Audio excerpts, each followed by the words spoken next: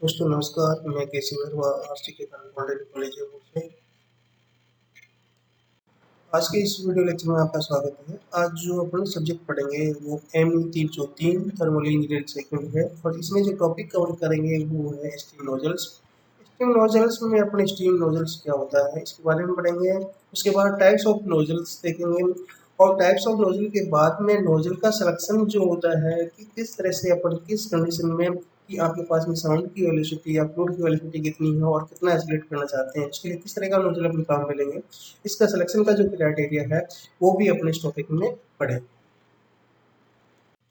दोस्तों steam nozzle की बात करते हैं तो स्टीम नोजल एक ऐसी डिवाइस है जो आपके पास में आईसी इंजन से लेकर स्टीम टरबाइन तक तथा आपके पास में स्प्रे जो पेंट स्प्रे से लेकर आपके पास में एग्रीकल्चर में जो है स्प्रिंकल सिस्टम जो नोजल सिस्टम आता है इरिगेशन में वहाँ तक तथा इसके साथ साथ डिफरेंट इंजीनियरिंग फील्ड में इसमें नोजल को काम में लिया जाता है।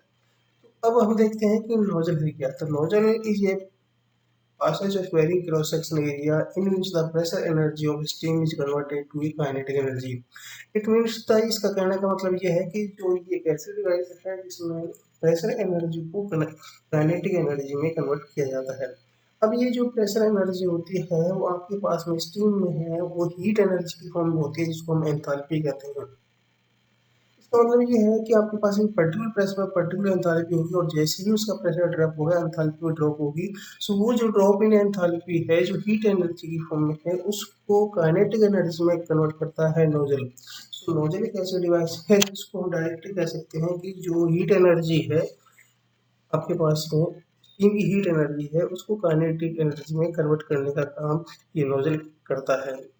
तो सिंपल अपन ये कह सकते हैं कि इसका प्राइमरी जो फंक्शन है वो एंथैल्पी जो टोटल एंथैल्पी होती है स्टीम की या किसी भी फ्लूइड की एंथैल्पी होती है उस फ्लूइड की एंथैल्पी को काइनेटिक एनर्जी में कन्वर्ट करने का जो काम करती है वो डिवाइस कहलाती है नोजल। अब देखते हैं टाइप्स ऑफ नोजल की बात करते हैं। तो टाइप्स ऑफ नोजल में तीन तरह के नोजल होते हैं।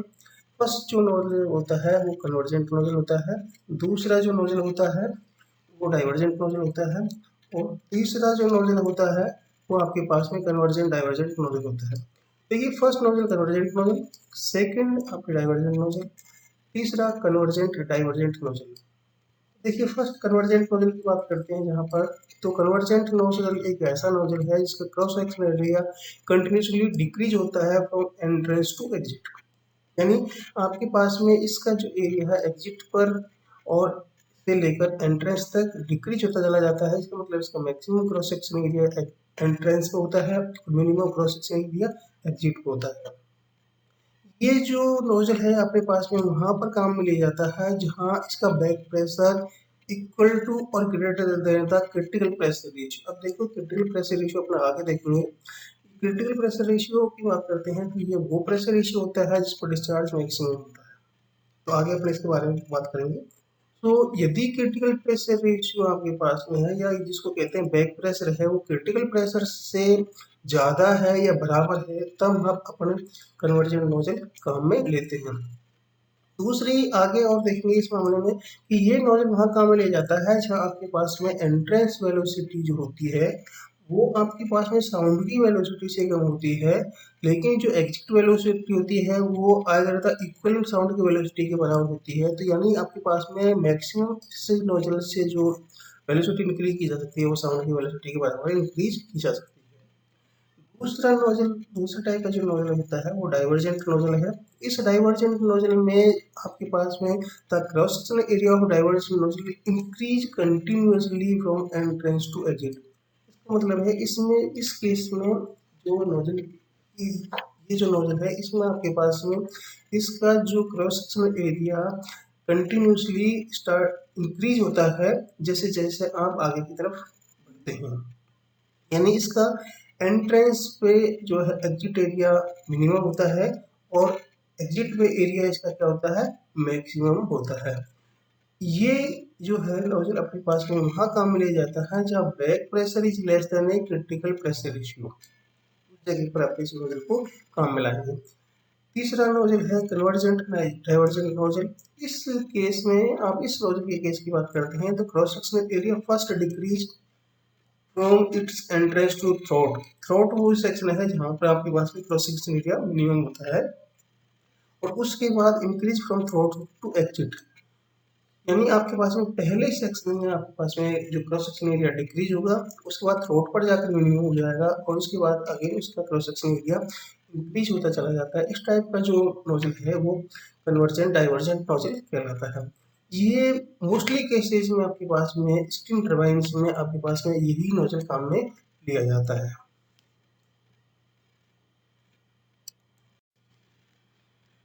यहाँ पर देखिए ये आपको टाइप्स ऑफ नोजल दिखाए गए हैं, टाइप्स ऑफ नोजल दिखाए गए हैं, जिसमें फर्स्ट जो नोजल है वो आपका कन्वर्जेंट नोजल है। कन्वर्जेंट नोजल वो नोजल होता है जिसमें आपके पास में एरिया एंट्रेंस से लेकर एग्जिट तक कंटिन्यूसली डिक्रीज होता है। यहाँ पॉइंट वन पर आपका इस नोजल का एंट्रेंस दिखाया गया है और टू पॉइंट पर इसका एग्जिट दिखाया गया है। यहाँ से जैसे जैसे अपना आगे की तरफ मूवमेंट करते चले जाएंगे, इसका क्रॉस सेक्शन एरिया डिक्रीज होता चला जाएगा। इस तरह का नोजल आपके पास में कन्वर्जेंट नोजल कहलाता है। दूसरे नोजल की बात करते हैं, ये नोजल आपको डाइवर्जेंट नोजल है। इस नोजल में देखिए कि आपके पास में ये पॉइंट फर्स्ट फर्स्ट जो पॉइंट है आपके पास में ये एंट्रेंस है और दूसरा ये एग्जिट है। यहाँ से अपने जैसे जैसे आगे की तरफ मूवमेंट करते चले जाएंगे, इसका cross section area continuously increase होता चला जाएगा, और इस तरह का नोजल ये क्या कहलाता है, ये डाइवर्जेंट नोजल कहलाता है। सो ये फर्स्ट कन्वर्जेंट नोजल, दूसरा आपके पास में डाइवर्जेंट नोजल, और तीसरा जो नोजल होता है इन दोनों के कॉम्बिनेशन से होता है, जिसको कन्वर्जेंट डाइवर्जेंट नोजल बोलते हैं। तो इसमें देखिए आपके पास में फर्स्ट ये इसका एंट्रेंस है। यहाँ से जैसे जैसे अपना आगे मूवमेंट करेंगे, इसका क्रॉस सेक्शन एरिया डिक्रीज होता चला जा रहा है, और ये जो टू सेक्शन है, टू नंबर का पॉइंट है जो आपके पास में सेक्शन है, यहाँ पर ये थ्रोट कहलाता है, और इस थ्रोट पर इसका क्रॉस सेक्शन एरिया क्या रहता है, मिनिमम रहता है, इसको थ्रोट कहते हैं। और जहाँ से अगर आप फर्दर थ्रोट से आगे की मूवमेंट करेंगे, तो आपके पास में ये जो है आपके पास में क्रॉस सेक्शन एरिया इसका इंक्रीज होता चला जाता है, और ये जो सेक्शन है आपके पास में थ्रोट से लेकर एग्जिट तक का, ये आपके पास में डाइवर्जेंट कहलाता है। तो फर्स्ट पार्ट का इस नोजल का जो फर्स्ट पार्ट है वो कन्वर्जेंट होता है, और दूसरा पार्ट डाइवर्जेंट होता है। इस वजह से इसको अपन कन्वर्जेंट डाइवर्जेंट नोजल कहते हैं। अब देखिए अपन टाइप ऑफ सिस्टम नॉलेज की बात करते हैं। अब इसको सबसे दूसरा तरीका और है कि जो मेनली आपके पास में डिपेंड करता है, वो है कि आप किसी भी स्टीम नोजल के लिए जो मेन गवर्निंग इक्वेशन होती है, वो आके आपके जो नोजल का किस तरह से एडिशन करते हैं, यहाँ देखते हैं। तो सबसे पहले एक चीज डिसाइड करते हैं, उसके लिए होता है मैक नंबर। तो मैक नंबर किसको बोलते हैं, तो मैक नंबर ये होता है कि ratio of velocity of fluid to a local velocity of a sound. Local velocity sound in the sense है कि आपके पास में यहाँ पर जो साउंड की वेलोसिटी है वो लोकल वेलोसिटी ऑफ साउंड कहलाती है। ये लोकल वेलोसिटी साउंड कंडीशन पर डिपेंड करती है, एनवायरमेंट कंडीशन पर डिपेंड करती है। तो मैक नंबर जो है आपके पास में वेलोसिटी ऑफ फ्लूइड और वेलोसिटी ऑफ साउंड का जो रेशियो होता है वो मैक नंबर कहलाता है। इसके लिए देखिए कि आपके पास में क्रॉस सेक्शन एरिया, आपके पास में यहाँ पर जो इनलेट वेलोसिटी है उसके आधार पर कि आपके पास में इनिशियली वेलोसिटी किस तरह की है, साउंड की वेलोसिटी से कम है, साउंड की वेलोसिटी से ज़्यादा है, और या आपके पास में जो एग्जिट वेलोसिटी है वो आपको किस तरह से लेनी है, साउंड की वेलोसिटी के बराबर लेनी है या साउंड की वेलोसिटी से ज़्यादा लेनी है। सो ऐसी कंडीशन में आपके पास में जो सिलेक्शन है नोजल का, वो इस पर डिपेंड करता है कि उसकी इनिशियल वेलोसिटी क्या है और अपन क्या वेलोसिटी उससे लेना चाहते हैं, यानी फ्लूइड को किस ढंग से किस वेलोसिटी तक एक्सेलरेट करना चाहते हैं। इसके लिए गवर्निंग इक्वेशन है जिसमें अपने यहाँ से देखेंगे कि जब अपने पास में नोजल जो होता है उसमें एक्सपेंशन होता है फ्लूइड का, और जब एक्सपेंशन फ्लूइड का होता है तो हमेशा आपका उसका जो डेल्टा पी है वो नेगेटिव होगा, प्रेशर एग्जिट पर कम होगा और एंट्रेंस पर ज़्यादा होगा। दूसरी बात ये है कि जो कि इस वजह से इसमें डेल्टा पे क्या रहेगा, इसका नेगेटिव रहेगा। दूसरी इसके रिवर्स में एक ऐसी डिवाइस है जो प्रेशर इंक्रीज करने का काम करती है, उसको अपन कहते हैं डिफ्यूजर, जो आप इसलिए उसमें की बात करते हैं। इसके लिए गवर्निंग इक्वेशन है कि क्रॉस सेक्शन एरिया आपके पास में किस तरह से वेरी हो, ताकि वेलोसिटी इंक्रीज करने के लिए या डिक्रीज करने के लिए। तो यहाँ से अपने देखिए इसके लिए एक इक्वेशन है कि delta A divided by A equal to A delta V बटे V into M square minus one. ये इक्वेशन है जो आपके पास में इसकी ये वेलोसिटी है और ये इसका क्रॉस सेक्शन एरिया है, इसमें वेरिएशन के साथ में रिलेशन शो करता है। नोजल का मेन फंक्शन होता है फ्लूइड की वेलोसिटी को इंक्रीज करना, यानी उसको एक्सीलरेट करना। और एक्सीलरेशन यदि किसी फ्लूइड का करते हैं तो उसके लिए डेल्टा भी क्या होता है, पॉजिटिव होता है। यानी आपके पास में एग्जिट पर वेलोसिटी हायर होगी एज कम्पेयर टू एंट्रेंस, तो डेल्टा वी जो होगा आपके पास में पॉजिटिव होगा। दूसरी बात, यदि मैं इनिशियली कंडीशन मान के लेके चलता हूँ तो इनिशियल कंडीशन में मान लीजिए कि आपके पास में Mach number is less than 1, यानी आपके पास में फ्लूइड की जो वेलोसिटी है वो साउंड की वेलोसिटी से बहुत कम है या कम है। तो उस कंडीशन में आपके पास में एम की वैल्यू यदि 1 से कम है तो ये वैल्यू आपके पास में नेगेटिव होगी, यानी एम स्क्वायर माइनस 1 की क्या वैल्यू हो जाएगी, नेगेटिव हो जाएगी। नेगेटिव हो जाएगी तो आप यहाँ से देखेंगे कि delta a minus upon a equal to again a negative. इसका मतलब ये है कि यदि एंट्रेंस पर आपकी जो फ्लूइड है उसकी वेलोसिटी साउंड की वेलोसिटी से कम है और उस फ्लूइड को एक्सेलरेट करना चाहते हैं, उस कंडीशन में उस जो डक्ट है या उस नोजल है उसको ऐसा नोजल होना चाहिए ताकि उसका cross section area continuously decrease रहे।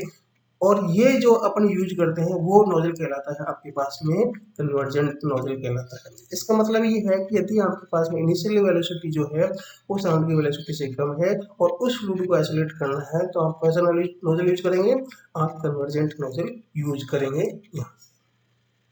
दूसरे केस की बात करता हूँ कि यदि अपने पास में जो ये वेलोसिटी है, यानी आपके पास में एंट्रेंस पर वेलोसिटी हो साउंड की वेलोसिटी से ज़्यादा है, तो जब साउंड की वेलोसिटी से ज़्यादा है तो आपके पास में ये जो है एम की वैल्यू 1 से ज़्यादा होगी।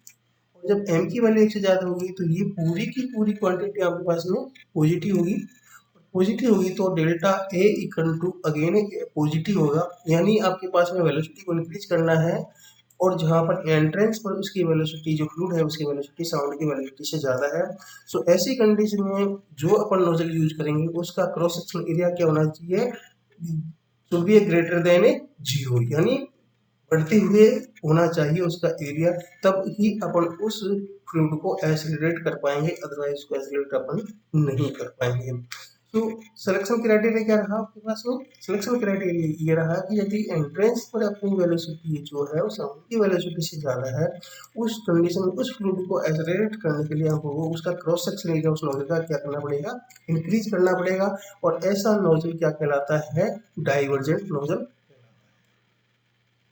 तीसरी बात की बात आते हैं कि यदि अपने एंट्रेंस पर वेलोसिटी साउंड की वेलोसिटी से कम है लेकिन एग्जिट पर आपको वेलोसिटी साउंड की वेलोसिटी से ज़्यादा लेनी है, तो उस कंडीशन में पहले आप एज ए कन्वर्जेंट नोजल काम कर लेंगे, फिर उसके बाद उसी के साथ दूसरा डाइवर्जेंट नोजल काम लेंगे जिसको अपन कन्वर्जेंट डाइवर्जेंट नोजल कहते हैं।